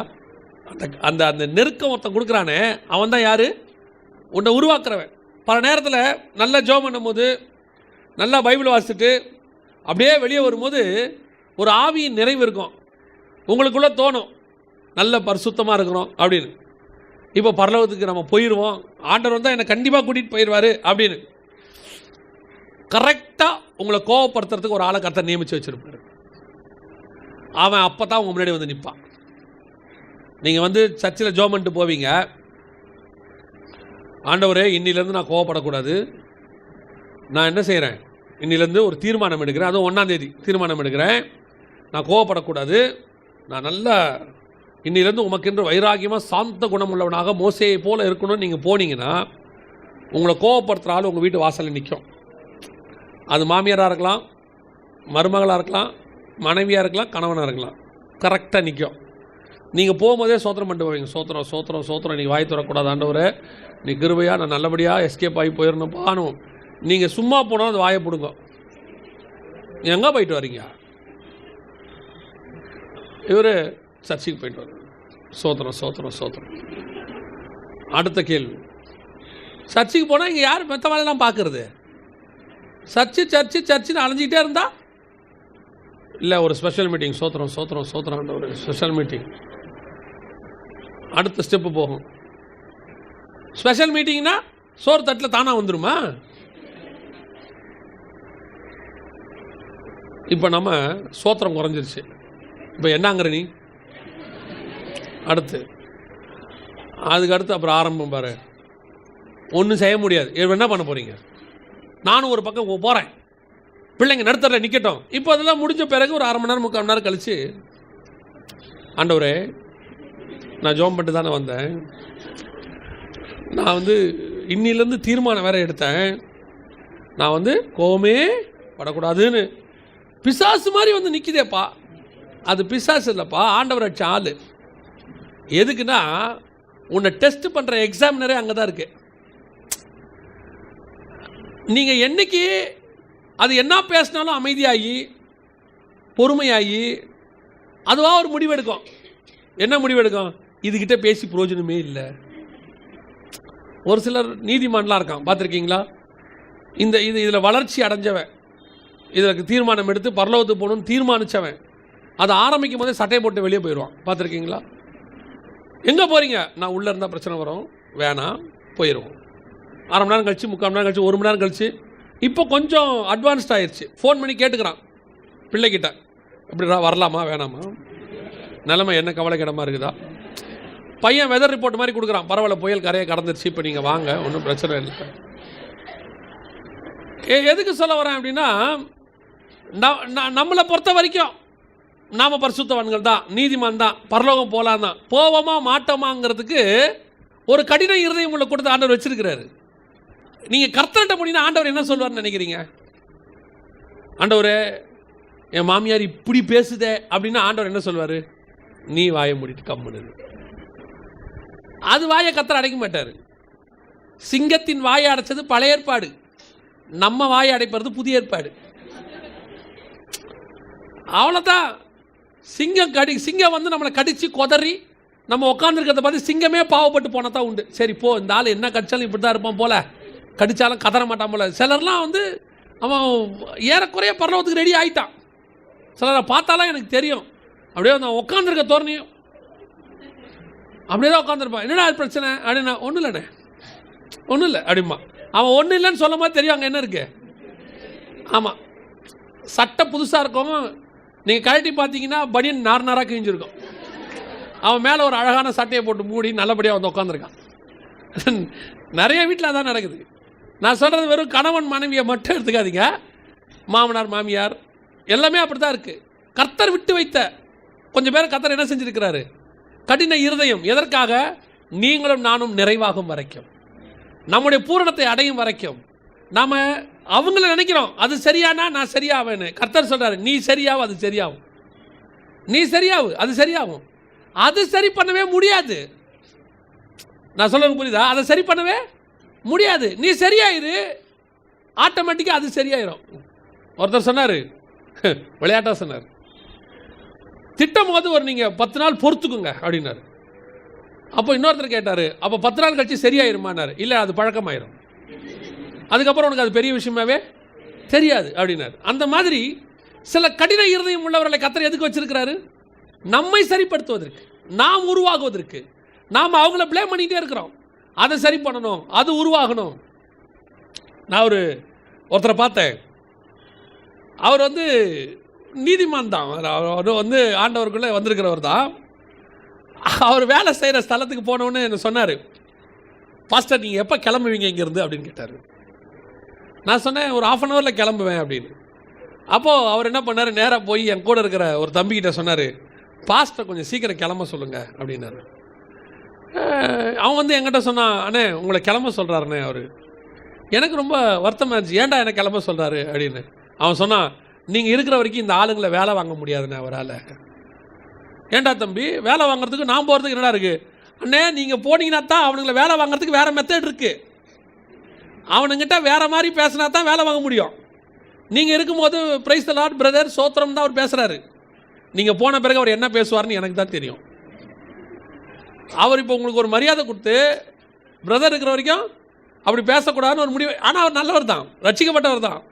அவங்க சொல்கிற காரணம் என்னென்னா, வேலை ஸ்தலத்தில் இப்படி இருந்தால் தான் வேலை பார்க்க முடியும், இல்லைன்னா அவன் என்ன செய்ய மாட்டான், வேலை செய்ய மாட்டான். ஆனால் ஆண்டவர் சொல்கிறது என்னென்னா, அப்படிப்பட்டவங்ககிட்டையும் நீ சாஃப்டாக இருந்தால் தான் நீ பரலோகத்துக்கு போவ.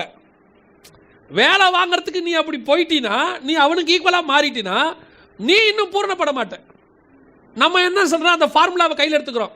நாம் இப்படி இருந்தால் தான் அவன் கரெக்டாக வேலை பார்ப்பான், நாம் 2 கெட்ட வார்த்தை பேசினா தான் அவன் கரெக்டாக வேலை பார்ப்பான், நாம் கொஞ்சம் கோவப்பட்டால் தான் அவன் வேலை பார்ப்பான், இல்லைன்னா அவன் வேலை பார்க்க மாட்டான். கரெக்ட், அதான் ஃபார்முலா. ஆனால் அவனுக்கு ரேஞ்சுக்கு உன்னை இறக்கிட்டான், நீ பரலோகத்துக்கு போக மாட்டேன். ஏன் போக மாட்டேன்? அவனுக்கு ஈக்குவலாக நீ மாறிக்கிட்டு இருக்கிற. கர்த்தர் எதுக்கு அவனை வச்சிருக்கிறாரு? அப்படியாப்பட்டவங்கிட்டையும் நீ சாந்த குணம் உள்ளவனா இருக்கியா? 6 லட்சம் புருஷர்கள் புறப்பட்டு போனாங்களாம். 6 லட்சம் புருஷரை நடத்துறது எவ்வளோ கஷ்டம். அன்றைக்கி நானும் சகோதரர்களும் பேசிக்கிட்டு இருந்தோம்.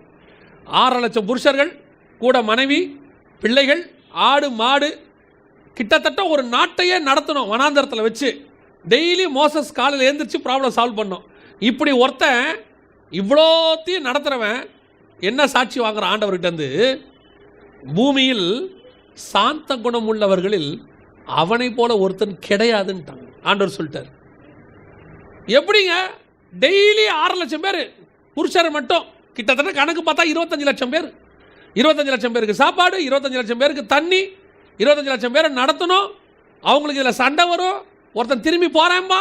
இவ்வளோ பேருக்கு இல்லாமல் ஆண்டவர்கிட்ட போய் உட்காரணும், ஜெபம் பண்ணணும், நியாயப்பிரமாணத்தை வாங்கணும். இவ்வளோ டென்ஷன். ஆனால் வசனம் சொல்லுது, அவனை போல சாந்த குணம் உள்ளவர்கள் ஒருவனும் இல்லை. அப்படி சாந்த குணமாக இருந்தவனே ஒரே ஒரு தடவை கோவப்பட்டதுக்கு கானானுக்குள்ளே போக முடியாமல் போயிடுச்சு. இன்னைக்கு நாம் எக்ஸ்கியூஸ் சொல்கிறோம். என்ன எக்ஸ்கியூஸ்?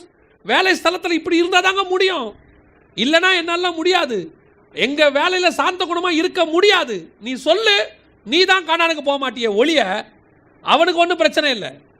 அதான் ஆண்டவர் சொல்லி கொடுத்தார். இஸ்ரவேலர்கள் கானானுக்கு போனானோ இல்லையோ, மோசேயை போக விடாமல் பண்ணிட்டான். அதான் அவன் பண்ண பெரிய விஷயம். நிறைய ஊழியக்காரங்களை இந்த வார்த்தையை சொல்லுவேன். விசுவாசி நீங்கள் எவ்வளோ இருக்குது இல்லைங்கிறது வேற விஷயம். விசுவாசி பரலோகத்துக்கு போகிறது ரெண்டாவது. நாம் போகணும். விசுவாசி என்ன பண்ணணும் தெரியுமா? அது போகுதோ இல்லையோ நம்மளை போக விடாமல் பண்ணிடும். அது டென்ஷனை கொண்டு வந்து நம்ம மண்டையில் ஏற்றி, அது போதா இல்லையோ நம்ம மண்டையில் இருக்கிற டென்ஷனில் நாம் மாம்சத்தில் போய் செய்தியில் பார்த்தீங்கன்னா மாம்சத்தில் பேசிகிட்டு இருப்போம். ஏன் அப்படின்னு கேட்டிங்கன்னா, நமக்குள்ளே மாம்சத்தை கொண்டு வந்து போட்டு போயிடும். மாம்சம்னா கோவத்தை சொல்கிறேன். கோவம், மூர்க்கம், அந்த வாரத்தில் உள்ள டென்ஷன் எல்லாத்தையும் நம்ம மண்டையில் போட்டு நம்மளை பரலோகத்துக்கு போக விடாமல் பண்ணிடும். ரொம்ப கேர்ஃபுல்லாக இருங்க. வீட்டில் இருக்கிறத ஹேண்டில் பண்ணுறதுல ரொம்ப கேர்ஃபுல்லாக இருங்க. அது போதா இல்லையா நம்மளை போக விடாமல் பண்ணிடும். நாம் என்ன முடிவெடுக்கணும்? நீ போகிறே இல்லையா நான் போகணும். நான் போகிறதுக்கு என்ன பண்ணுவேன்? என்ன வேணாலும் பண்ணுவேன். அமைதியாக ஆண்டவர்கிட்ட சாட்சி வாங்கணும். பூமியில் சாந்த குணம் உள்ளவர்களில்.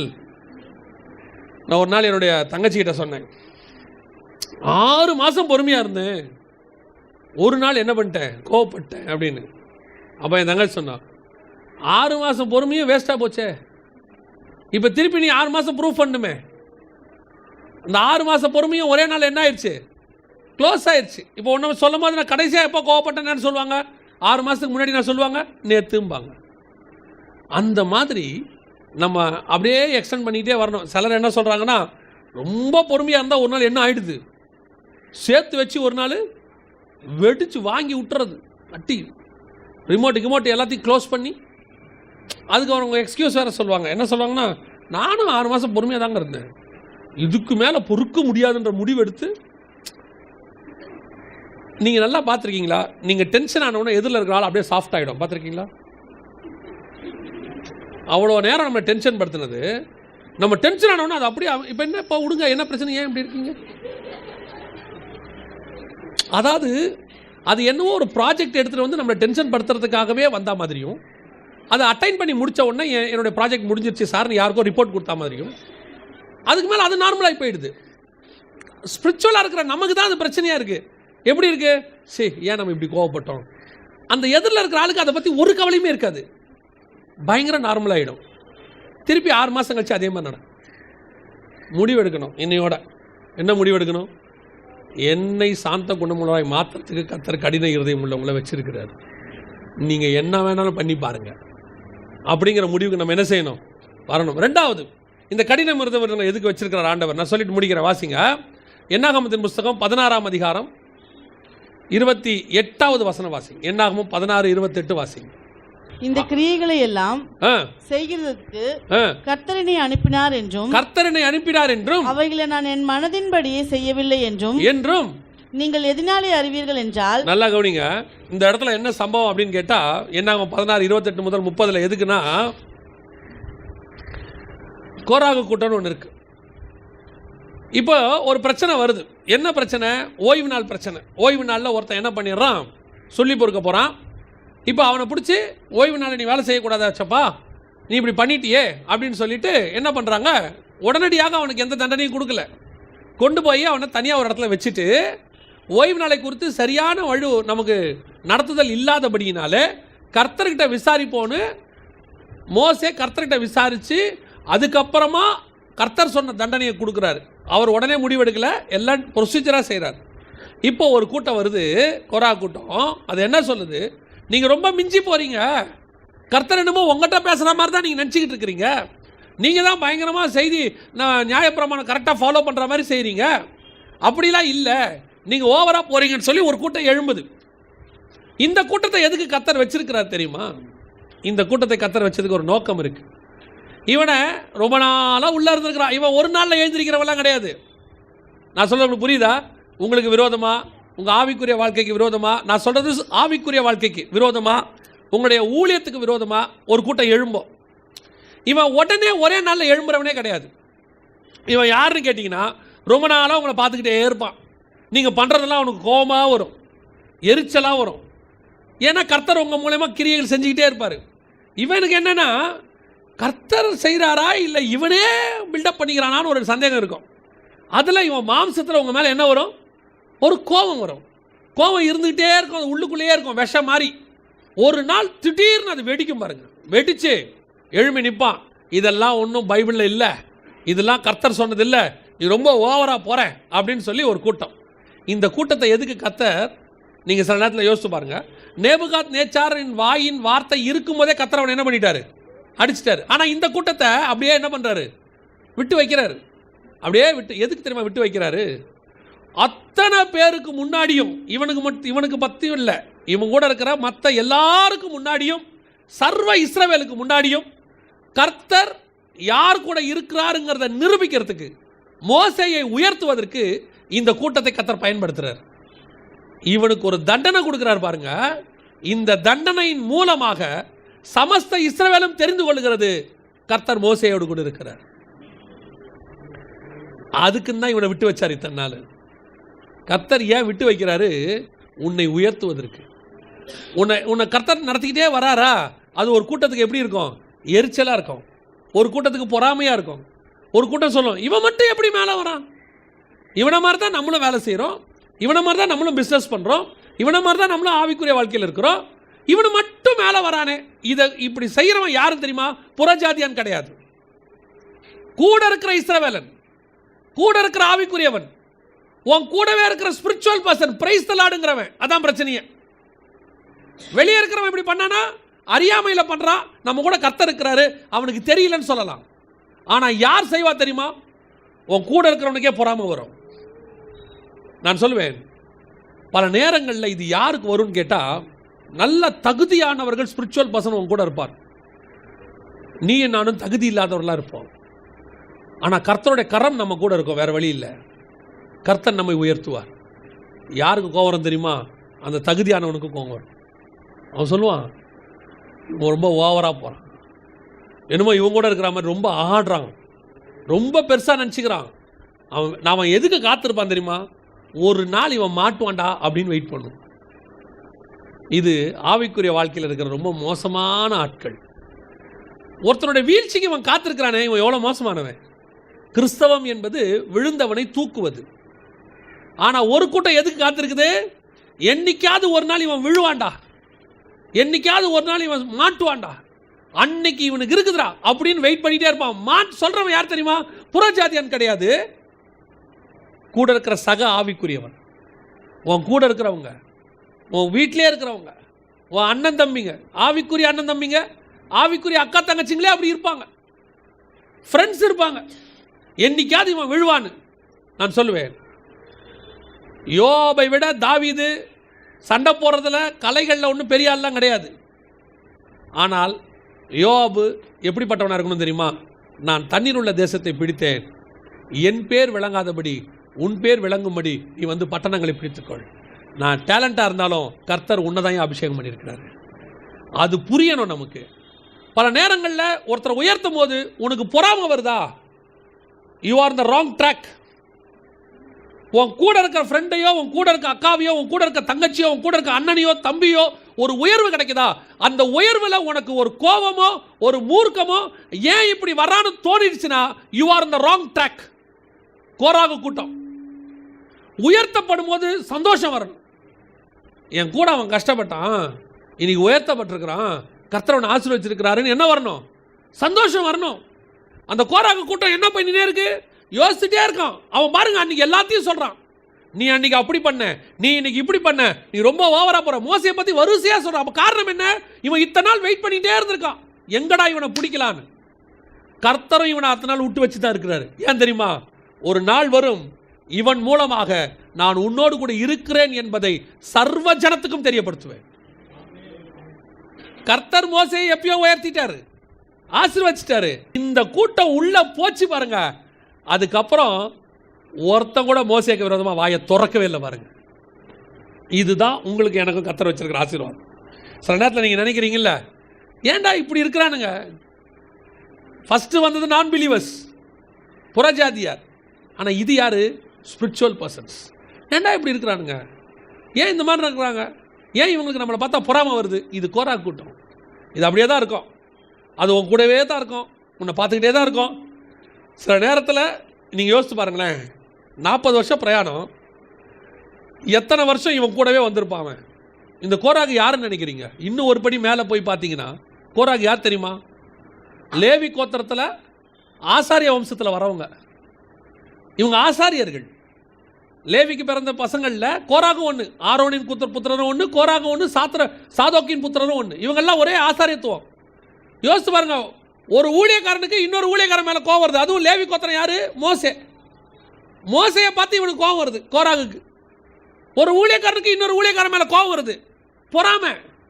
கர்த்தர் உன் மூலியமா செய்யல, நீ ஓவரா வசனம் பேசுறன்னு சொல்ற, ஓவரா உன்னை கொண்டு பெரிய பில்டப் பண்ணிக்கிற. ஒரு அம்மா கொண்டு வந்து ஒரு தைலத்தை கொண்டு வந்து யார் உடைக்குது? இயேசுடைய பாதத்தில் உடைக்குது. உடைச்ச உடனே அந்த நடுவில் ஒருத்தன் உட்காந்துருக்கிறான். யாரு?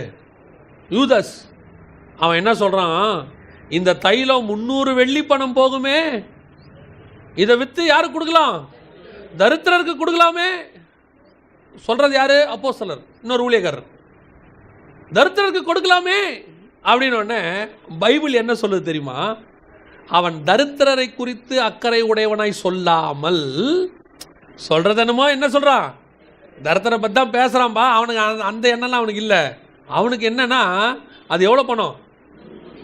300 பணம்.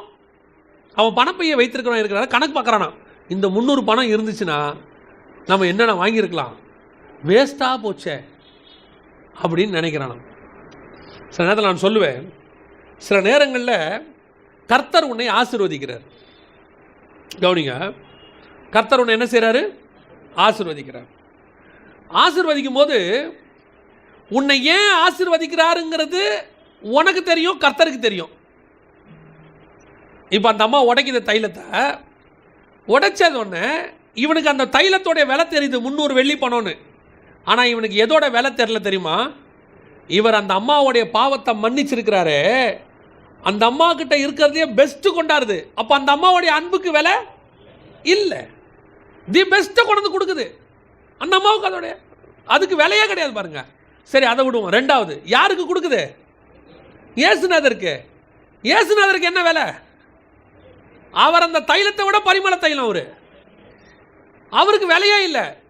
உடைக்கிற அம்மாவின் அன்புக்கும் விலை இல்லை, யாருக்கு உடைக்குதோ அந்த தேவனுக்கும் விலை கிடையாது. இவன் எதை மட்டும் பார்த்தான்? நடுவில் அந்த பொருளை மட்டும் பார்க்குறான். இன்றைக்கும் அதான் நடக்குது. சில நேரங்களில் ஊழியர்களை கர்த்தர் ஆசீர்வதிக்கிறார், விசுவாசியை கர்த்தர் ஆசீர்வதிக்கிறார். ஏன்? அவன் ஒரு காலத்தில் அதற்கான கிரியத்தை செலுத்தி இருப்பான், கஷ்டப்பட்டிருப்பான், அவன் சோறு தண்ணி இல்லாமல் இருந்திருப்பான், தெருவா நடந்திருப்பான். ஆண்டவர் வந்து கணக்கு இல்லாமல் செய்கிறவர் இல்லை, அதெல்லாம் அப்படியே கணக்கு வச்சுக்கிட்டே இருப்பார். ஒரு மனுஷன் ஆசீர்வதிக்கப்பட்டிருக்கிறான், அவருடைய சொந்தக்காரரை நான் மீட் பண்ணுறேன். அவர் ஆசீர்வதிக்கப்பட்டதை பற்றி அந்த சொந்தக்காரன் என்கிட்ட சொல்கிறாரு, இன்னைக்கு அவர் நல்லா இருக்கிறாருங்க, ஆனால் ஒரு காலத்தில் அவங்க பட்ட கஷ்டம் இருக்குது பாருங்க. அப்போ அந்த சொந்தக்காரனுக்கு தெரியுது, அன்னைக்கு பட்ட கஷ்டத்துக்கு கர்த்தர் இன்னைக்கு என்ன பண்ணியிருக்கிறாரு? ஆசீர்வதிச்சிருக்கிறாரு. ஒரு சாதாரண மனுஷனுக்கு தெரியுது, அப்போ சர்வ வல்லமை உள்ள தேவனுக்கு நல்லாவே தெரியும். ஆனால் மூணாவது இன்னும் தூரத்துல இருந்து பார்க்குறவனுக்கு என்ன தெரியும்?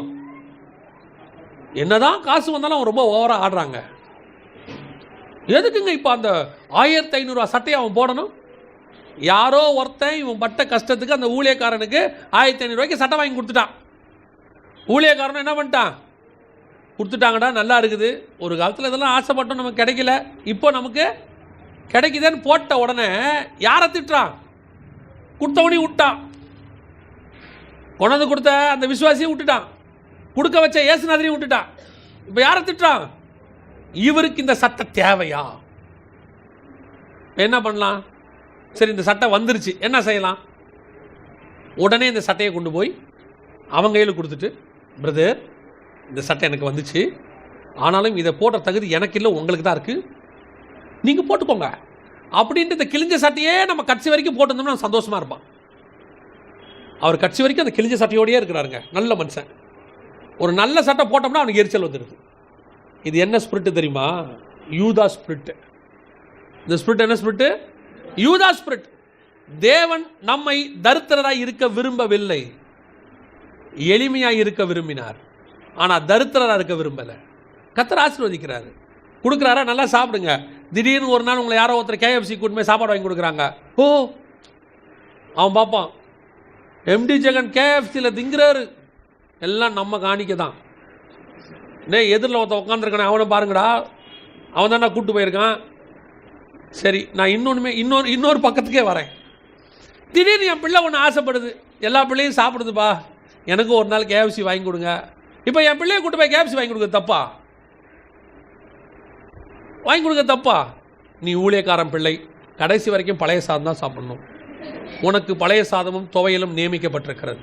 நாம் லேவியர்களும் ஆசாரியர்களுமாய் நியமிக்கப்பட்டிருக்கிறோம். நான் KFCயில் மட்டும்தான் சாப்பிடுவேங்கிறது தான் தப்பு. ஒரு நாள் ஆசைப்பட்ட அந்த பிள்ளை கேட்கும்போது வாங்கி கொடுக்கல, என்ன தப்பு இருக்குது?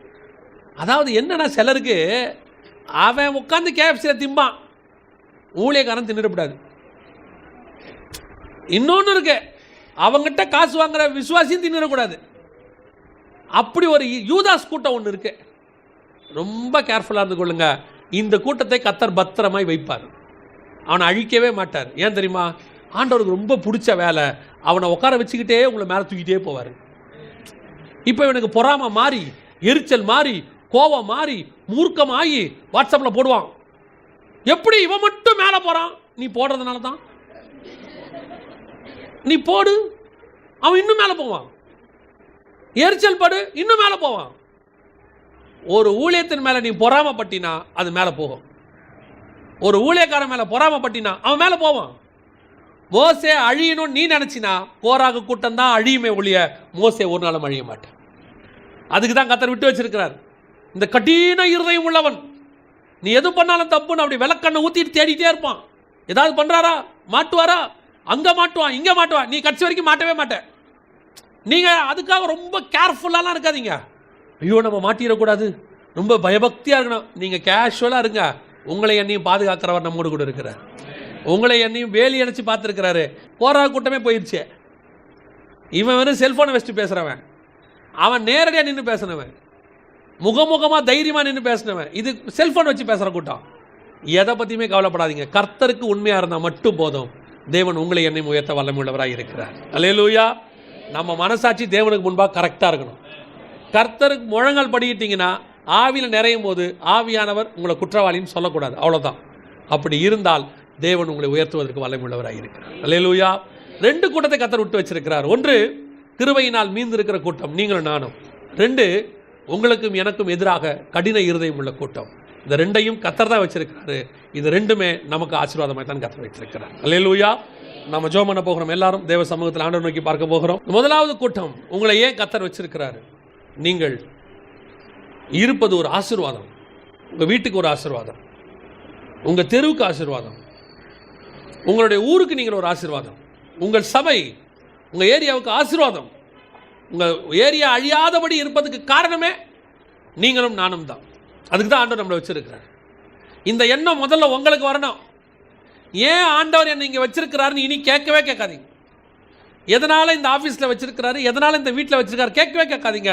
உன்னை ஒரு இடத்துல கர்த்தர் வச்சார்னா அதுக்கு பின்னாடி கர்த்தருடைய பெரிய திட்டம் இருக்கு. 2வது, உன்னை ஏன் கர்த்தர் வச்சிருக்கிறாரு? நீ அடுத்தவங்களுக்காக ஜெபிக்கிறவங்க. அப்படி நீ ஜெபிக்கிறதுனால தான் உன்னுடைய ஆத்மாவை நீ தப்பித்துக் கொள்வாய். மூன்றாவது, கடின இருதயம் உள்ளவர்களை கர்த்தர் ஏன் வைத்திருக்கிறார்? அவர்கள் இருக்கிறது நம்முடைய நிறைவாக, நம்மளை சரிப்படுத்துவதற்கு. அவங்க ஒரு எக்ஸாமினர் மாதிரி. அவங்க கண்களுக்கு முன்பாக நம்ம நிரூபிக்க வேண்டி இருக்கிறது. கடைசியாய் கடின இருதயம் உள்ளவர்களை ஏன் கர்த்தர் வைத்திருக்கிறார்? அவர்களுக்கு முன்பாக உன்னை உயர்த்துவதற்கு. ஏற்ற சமயத்தில் உன்னை கர்த்தர் உயர்த்துவார். உன்னை நெருக்கிறவர்கள் கண்களுக்கு முன்பாக கர்த்தர் உன்னை உயர்த்து கொண்டே போவார். உனக்கு விரோதமாக பேசுறவங்களுக்கு முன்பாக கர்த்தர் உயர்த்திக்கிட்டே போவார். ஒரு நாள் கர்த்தர் நிரூபிப்பார், கர்த்தர் உன்னோடு கூட இருக்கிறார் என்பதை. உனக்கு விரோதமாக பேசினவெல்லாம் காணாம போயிடுவான். கையை உயர்த்தினவெல்லாம் காணாம போயிடுவான். நாவை அசைச்சவெல்லாம் காணாம போயிடுவான். வசனம் சொல்லுது, பூமி பிளந்து அவர்கள் அப்படியே உள்ள போயிட்டாங்களாம். ஆனால் மோசே மலை மேலே ஏறி தேவனோடு கூட அவன் சஞ்சரித்துவான். இவன் பாதாளத்துக்கு போயிட்டான், அவன் மலை மேலே ஏறி வானத்துக்கு போயிட்டான். இதான் உனக்கும் அவங்களுக்கும் உள்ள வித்தியாசம். முடிவு அந்த வித்தியாசத்தை காட்டும். நம்ம ஜெபம் பண்ண போகிறோம். கரங்களை உயர்த்தி ஆண்டவர்கிட்ட சொல்லுங்க, ஆண்டவரே, நீர் என்னை வைத்ததற்கு ஒரு முகாந்தரம் உண்டு. எனக்கு எதிரிகளை வைத்ததுக்கும் ஒரு முகாந்தரம் உண்டு. நியாயாதிபதிகளில் கர்த்தர் விட்டு வைத்த ஜாதிகள் என்னென்ன இருக்கு? எதுக்கு தெரியுமா? யுத்தத்துக்கு பழக்க வைப்பதற்காக அப்படின்னு இருக்கு. உனக்கு எதிரிகளை கர்த்தர் விட்டு வச்சதுக்கு ஒரு நோக்கம் இருக்கு. உன்னை விட்டு வச்சதுக்கு ஒரு நோக்கம் இருக்கு. ஜோமனோமா, சர்வ வல்லமையுள்ள எங்கள் தகப்பனே, தருமையான நாளுக்காக உமக்கு நன்றி. உடைய மகிமையுள்ள கரத்தில் எங்களை தாழ்த்துகிறோம். ஆண்டவரே, எங்களை வைத்ததுக்கு ஒரு முகாந்திரம் உண்டு என்று நாங்கள் அறிந்திருக்கிறோம்ப்பா. நீர் எங்களை ஒரு ஆசீர்வாதமாக அந்த ஸ்தலத்தில் வச்சிருக்கிறீங்க. எங்கள் வீட்டில், எங்கள் தெருவில், எங்கள் சர்ச்சை ஒரு ஆசீர்வாதமாக நீ வைத்ததுக்காக உமக்கு ஸ்தோத்திரம். அதே நேரத்தில் கூட எங்களுக்கு விரோதமாக எழும்புறவர்களுக்காக நாங்கள் செபிக்கிறோம். அவர்களையும் நீ ஒரு காரணத்தோடு தான்ப்பா விட்டு வச்சிருக்கிறீங்க. உங்களுக்கு தெரியாமல் எங்கள் எதிரிகள் இல்லை.